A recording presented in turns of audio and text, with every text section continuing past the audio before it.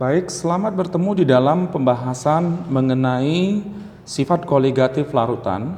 Nah, apa itu yang dimaksud dengan sifat koligatif larutan? Nah, yang dimaksud dengan sifat koligatif larutan adalah sifat larutan yang hanya bergantung kepada jumlah partikel zat terlarutnya.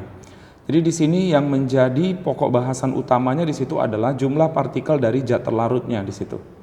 Ya, kita tahu bahwasanya untuk larutan itu terbentuk dari dua zat, yakni terlarut dan pelarut. Jadi di sini yang menjadi materi utamanya adalah zat terlarutnya.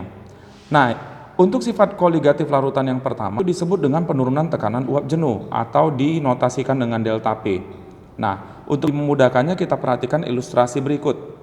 Nah, misalkan ke dalam satu wadah tertentu kita masukkan sejumlah pelarut, kita umpamakan dia air, maka nanti partikel-partikel daripada air ini itu akan memiliki yang namanya tekanan penguapan ke atas, ya.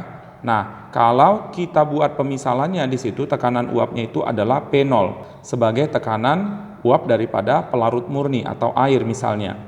Nah, misalkan ke dalam wadah tadi kita masukkan sejumlah zat terlarut, misalkan saja gula. Nah, ini gulanya, maka nanti kondisinya akan menjadi seperti ini, di mana nanti partikel-partikel daripada pelarut murni ini tekanan ke atasnya itu akan terhalangi dengan partikel-partikel daripada zat terlarutnya di situ. Nah, kondisinya kita umpamakan di sini adalah kondisi daripada tekanan uap jenuh larutan atau P. Maka dari sini dapat kita simpulkan bahwasanya P0 itu nilainya akan lebih besar daripada si P. Ya. P0 akan lebih besar daripada si P, sehingga kita dapat memperoleh persamaan yang pertama di dalam konsep penurunan tekanan uap jenuh, bahwasanya delta P atau penurunan tekanan uap jenuh itu sama dengan tekanan uap daripada pelarut murninya dikurang dengan tekanan uap jenuh larutannya. Delta P sama dengan P0 dikurang dengan P.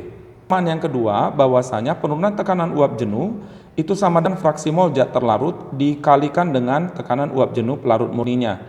Di XT itu sama dengan NT per NT tambah NP dikali dengan P0 di situ.